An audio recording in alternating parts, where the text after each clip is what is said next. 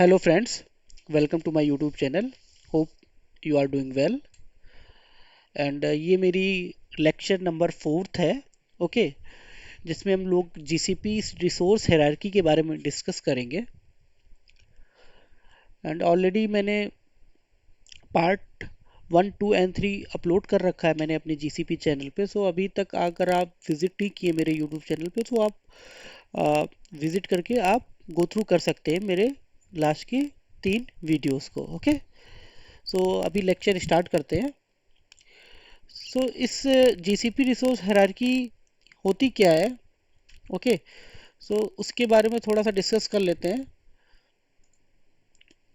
GCP resource hierarchy means GCP में जो भी आ, जो भी चीज़ें हम लोग यूज़ करते हैं या क्रिएट करते हैं. ओके वो हमारा क्या कहलाता है, रिसोर्सेस. ओके सो यहाँ पे क्रिएट एंड यूज़ करने से मेरा मतलब ये है कि लाइक जैसे कि हम लोग वीएम क्रिएट करते हैं, लाइक उन वीएम्स को यूज़ करते हैं. डेटाबेस हो गया, बकेट क्रिएशन हो गया. सो ये सब क्या है, ये रिसोर्सेज होते हैं. ओके सो उन रिसोर्सेज को कौन मैनेज करता है, जीसीपी मैनेज करता है. लेकिन जीसीपी का अपना तरीका है उन रिसोर्सेज को मैनेज करने के लिए. ठीक है सो वो एक ऑर्गेनाइज एंड सिक्योर वे से इन सारी चीज़ों को रिसोर्सेज को मैनेज करता है. जीसीपी क्या करता है, एक अपना उसका एक खुद का हायरार्किकल स्ट्रक्चर होता है, वो उसी को फॉलो करता है अपने रिसोर्स एंड प्रोजेक्ट क्रिएशन के लिए. ओके सो इसी हायरार्की स्ट्रक्चर को हम लोग क्या बोलते हैं, जीसीपी रिसोर्स हायरार्की बोलते हैं. ठीक है ये एक तरह से आप समझ लीजिए, आप किसी ऑर्गेनाइजेशन में काम करते हैं, ठीक है, किसी कंपनी में काम करते हैं, उसका भी एक अपना खुद का स्ट्रक्चर होता है, राइट. कि आ, उसमें जो टॉप लेवल पे जो हमारे मैनेजमेंट बैठते रहते हैं, जो सीईओ बैठते रहते हैं, उनके पास सुपर पावर होती है, राइट, सुपर बॉस बोलते हैं उनको. उसके नीचे हम लोगों के एचआर डिपार्टमेंट, फाइनेंस डिपार्टमेंट होता है. ओके एंड कुछ हमारे इंजीनियरिंग के डिपार्टमेंट होते हैं. इंजीनियरिंग डिपार्टमेंट के अंदर हमारे ढेर सारे आर&डी के प्रोजेक्ट्स होते हैं, राइट. उस प्रोजेक्ट के अंदर कई सारी टीमें रहती हैं. ओके सो इस तरह से हम लोग एक ऑलरेडी स्ट्रक्चर बना रखा है, राइट. सो इसी तरह जीसीपी भी अब क्या करता है, एक अपना एक रिसोर्स को यूज़ करने का अपना खुद का एक स्ट्रक्चर बना रखा है, वो उसी को हम लोग फॉलो भी करते हैं. ओके सो इसमें क्या आता है कि स्ट्रक्चर में सबसे पहले आता है इनका ऑर्गेनाइजेशन आता है. अगर आप देख सकते होंगे मेरी स्क्रीन पे, तो सबसे पहला आता है आपका ऑर्गेनाइजेशन होता है. उसके बाद हमारा फोल्डर आता है. उसके बाद आता है हमारा प्रोजेक्ट. उसके बाद आता है रिसोर्सेस. ओके सो ऑर्गेनाइजेशन के अंडर ही हमारे जो रिसोर्स होते हैं, प्रोजेक्ट्स होते हैं, वो इसमें बिलोंग करते हैं. ओके तो जो रिसोर्स होता है, ओके रिसोर्सेस के अंदर हमारे वीएम्स होते हैं, जो हमने यहाँ पे आप देखे होंगे मेंशन कर रखा है ऑलरेडी. ओके एंड जो ऑर्गेनाइजेशन नोट्स होते हैं, ओके वो क्या होता है, वो रिप्रेजेंट करती है पूरी इंटायर कंपनी को रिप्रेजेंट करती है. ठीक है इसके अंडर हमारे सारे रिसोर्सेस आते हैं. तो आप इसको कह सकते हैं ये हमारा क्या होगा, एक रूट ऑफ द हायरार्की हो गया. ठीक है उसके बाद क्या आता है आपका, उसके बाद आता है फोल्डर, जो कि ऑप्शनल होता है. फोल्डर बनाए या ना बनाए ये ऑप्शनल होता है. फोल्डर क्या होता है, फोल्डर रिसोर्स क्या करता है, फोल्डर एक एडिशनल, एक तरह से कह सकते हैं ग्रुपिंग प्रोवाइड करता है, ग्रुपिंग मैकेनिज्म प्रोवाइड करता है. एंड एक तरह से आइसोलेशन बाउंड्री प्रोवाइड करता है बिटवीन आपके प्रोजेक्ट्स. ठीक है आपके प्रोजेक्ट्स के लिए और एक तरह से आपके ऑर्गेनाइजेशन के लिए एक तरह से लॉजिकल सेपरेशन का काम करता है. ओके सो फोल्डर्स के अंदर ही हम लोग क्या क्रिएट करते हैं, फोल्डर्स के अंदर ही हम लोग प्रोजेक्ट क्रिएट करते हैं. ओके एंड प्रोजेक्ट के अंदर हम लोग क्रिएट करते हैं, रिसोर्सेस क्रिएट करते हैं. ओके एंड जैसा कि मैंने आपको बताया कि सपोज कोई ऑर्गेनाइजेशन है, ठीक है, एक्स वाई जेड ऑर्गेनाइजेशन है, उसके अंदर हमारे वो ऑर्गेनाइजेशन के अंदर ढेर सारे हमारे सब डिपार्टमेंट होते हैं, like HR department, finance department, production department, DevOps department. वो किस में आएंगे, आपके ये सारे डिपार्टमेंट एक तरह से आप सिमुलेट कर सकते हैं, लाइक ये आपका डिफाइन होगा अंडर फोल्डर में.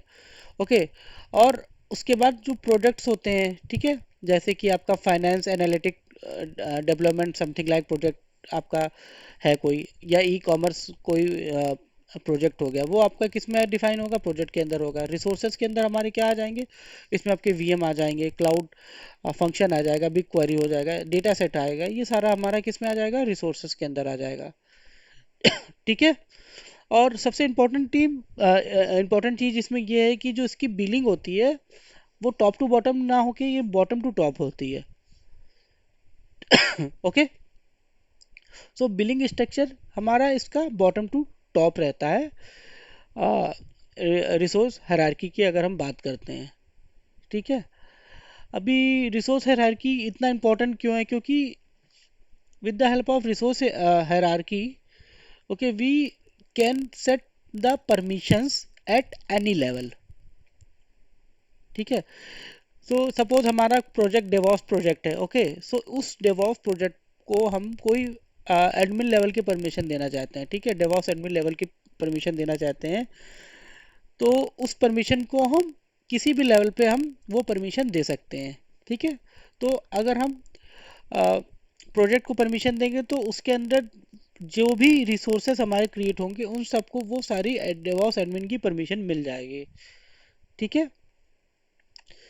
इसी तरह अगर हम बिलिंग फीचर की बात करें, बिलिंग फीचर हमारा मैनेज होता है किसके अंडर, ये मैनेज होता है प्रोजेक्ट लेवल पे मैनेज होता है।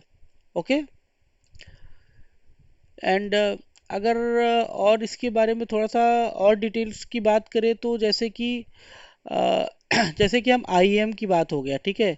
सो आईएम हमको पता है, एक अगर आपको नहीं पता तो आगे वाले लेक्चर्स में हम लोग ईच एंड एवरी टॉपिक्स को हम लोग डिस्कस करेंगे। ठीक है। ये identity and access management basically हम लोग पॉलिसी वगैरह यूज़ करने के लिए यूज़ करते हैं। ठीक है। सो ऑर्गेनाइजेशन नोट्स हमारा क्या हो गया, अगर कॉन्सेप्ट की बात करें तो ये क्या हो गया, रूट ऑफ द हायरार्की हो गया। ओके। वन पर कंपनी। फोल्डर क्या हो गया, एक लॉजिकल ग्रुपिंग हो गया, इसके अंदर क्या आएंगे, आपके डिपार्टमेंट हो गया, इन्वायरमेंट हो गया ये, और या टीम्स हो गई, ये सारी कुछ आएंगे। प्रोजेक्ट्स क्या हो गया, प्रोजेक्ट वो एक तरह से base level of container of all GCP resources हो गया। रिसोर्सेज क्या हो गया, रिसोर्सेज जैसे वीएम बकेट, ये सारी आपके रिसोर्सेज में आएंगी। ओके। एंड और इसके कुछ बेनिफिट्स की बात कर लेते हैं कि हमारे ऑर्गेनाइजेशन रिसोर्सेज के क्या क्या बेनिफिट्स होते हैं। ओके। सो अब अगर कोई एम्प्लॉय आपकी कंपनी में वो कोई प्रोजेक्ट क्रिएट करता है, ठीक है, वो प्रोजेक्ट किसके अंदर क्रिएट होगा, फोल्डर के अंदर, या फोल्डर नहीं है तो वो किस में क्रिएट होगा, ऑर्गेनाइजेशन के अंदर क्रिएट होगा। सो इन केस वो एम्प्लॉय अगर कंपनी लीव करता है, ठीक है, तो इसका मतलब ये नहीं कि वो प्रोजेक्ट बनाया है तो वो प्रोजेक्ट को डिलीट कर देगा, ऐसा नहीं होगा ना, या करना चाहेगा तो नहीं होगा। क्यों, क्योंकि वो आता है ऑर्गेनाइजेशन की, तो ऑर्गेनाइजेशन उसको अथॉरिटी अगर वो देगा तो ही डिलीट कर पाएगा, राइट। सो ऑर्गेनाइजेशन लेवल पे हम इस चीज़ को रिस्ट्रिक्ट कर सकते हैं। ठीक है। हम लोग ऑर्गेनाइजेशन लेवल पे रोल्स को रोल्स डिफाइन कर सकते हैं, अपने रोल्स को ग्रांट कर सकते हैं। ठीक है, ऑर्गेनाइजेशन लेवल पे वही आपका इनहेरिट हो जाएगा सारे प्रोजेक्ट्स और फोल्डर्स में। ओके। वो सारे आपके जो रिसोर्सेस होंगे ऑर्गेनाइजेशन के, वो सारे रोल्स उस चीज़ को इनहेरिट कर लेंगे। तो अगर आप एग्जांपल की बात करें कि अगर हम लोग नेटवर्क एडमिन का कोई रोल है, ठीक है, उस नेटवर्क एडमिन को रोल को आप अपनी नेटवर्क टीम को सपोज दैट ऑर्गेनाइजेशन लेवल पे आप उसको नेटवर्क एडमिन की परमिशन दे दिए, ठीक है, अलाउ कर दिए, तो क्या होगा, नेटवर्क एडमिन क्या करेगा, ये सारी जो भी आपके नेटवर्क से रिलेटेड है प्रोजेक्ट्स, ठीक है, आपकी ऑर्गेनाइजेशन में कंपनी में, वो सारी चीज़ों को वो मैनेज करेगा। ठीक है। जो भी इंडिविजुअल प्रोजेक्ट्स है उन सबको वो आपका नेटवर्क एडमिन लेवल की जो परमिशन हमने दी है वो सारे अपने इंडिविजुअल प्रोजेक्ट्स पे सब पे वो ऑटोमेटिकली अप्लाई हो जाएगा। ठीक है। तो ये और एक मैंने और पिक्चर ड्रॉ कर रखी थी, एक मैं आपको शो करता हूँ वो भी।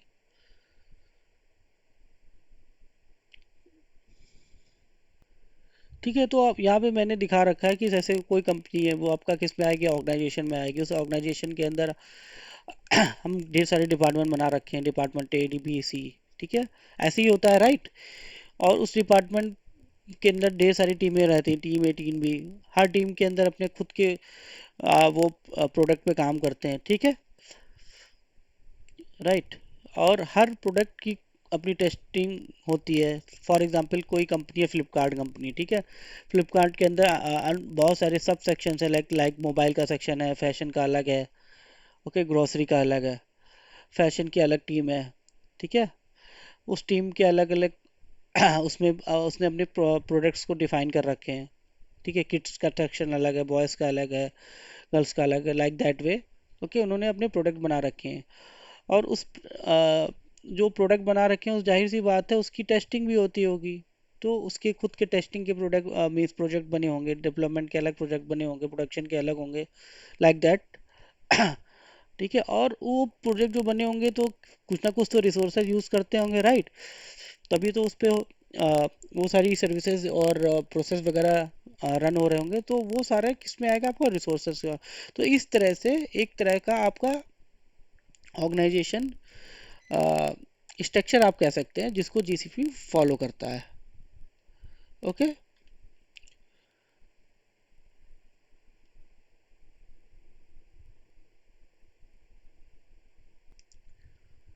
ओके, सो रिसोर्सेज जो आते हैं हमारे किसके अंडर आते हैं, वो प्रोजेक्ट के अंदर आते हैं, राइट।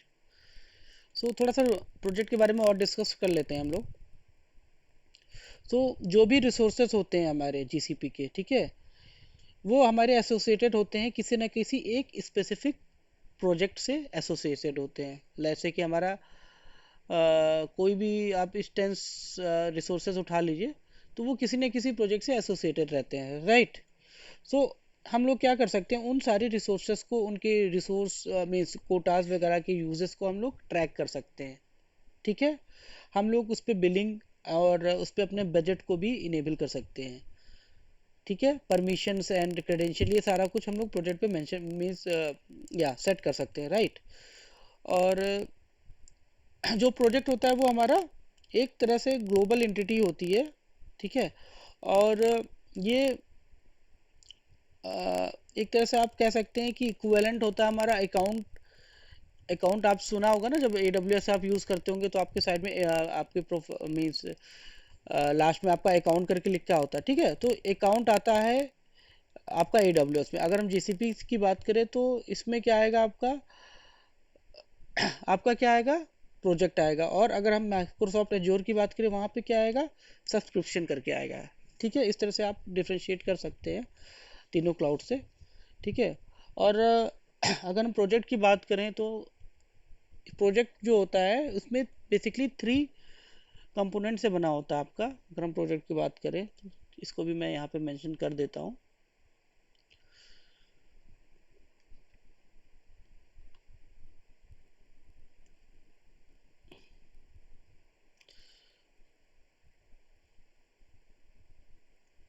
तो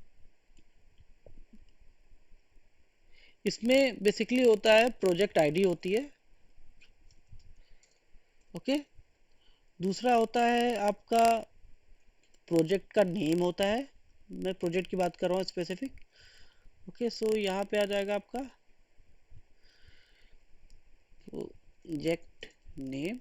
और थर्ड आपका सेक्शन कंपोनेंट होता है, वो होता है project number,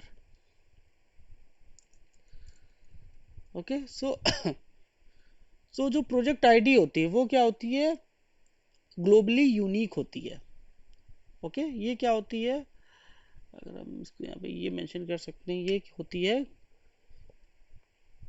globally unique, okay,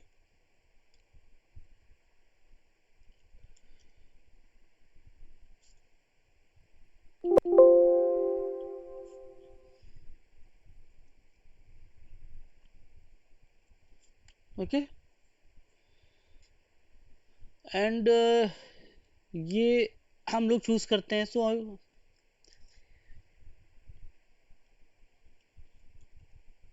chosen by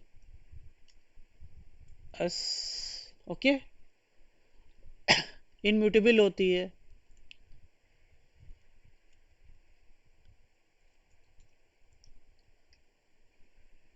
okay. Project name की बात करें तो ये भी हमारी बेसिकली जो होता है प्रोजेक्ट नेम को हम हमेशा स्मॉल लेटर से मेंशन करते हैं, ठीक है। और इसमें प्रोजेक्ट नेम में ग्लोबली यूनिक ऐसा ऐसा कुछ कंपलसरी नहीं है, तो ये आप कह सकते हैं इसमें यूनिकनेस रिक्वायरमेंट नहीं होती है, ठीक है। सो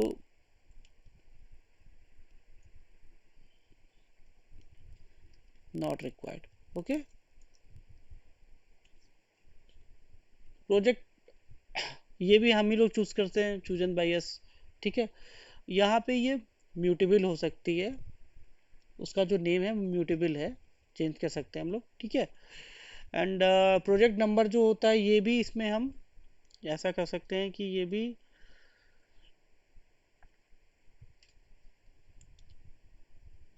ये होता है हमारा, ये भी हमारा होता है ग्लोबली यूनिक।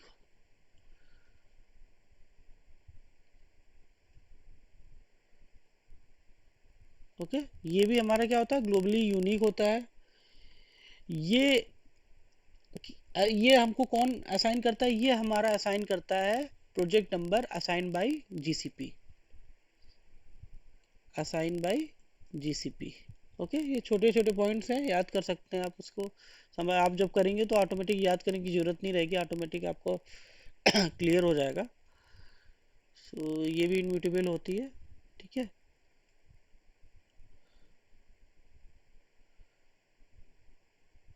ओके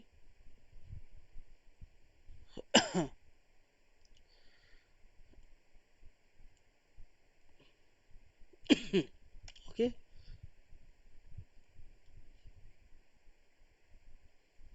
तो ये हो गया प्रोजेक्ट के बारे में कि प्रोजेक्ट के बेसिकली 3 कंपोनेंट्स हैं। प्रोजेक्ट आईडी हो गया जो कि हमारा ग्लोबली यूनिक होता है, ठीक है। और दूसरा हो गया आपका प्रोजेक्ट नेम, और third one is your project number, जो कि कितने डिजिट का होता है, वो होता है हमारा प्रोजेक्ट नंबर 12 डिजिट का। Okay, 12 digit. Okay, I think it ये आपका क्लियर हो गया होगा जो मैं क्लियर कराना चाह रहा था यहाँ पे। ओके, एंड ठीक है, अभी इस लेक्चर को और अभी लंबा नहीं करते हैं, तो नेक्स्ट लेक्चर में हम लोग कंप्यूटर मीन्स कंप्यूटर इंजन के बारे में डिस्कस करेंगे। तो अभी के लिए लेक्चर में यहाँ पे ही क्लोज करता हूँ। Okay, thank you, bye bye, मिलते हैं my next lecture that is called lecture number 5। Okay, bye bye.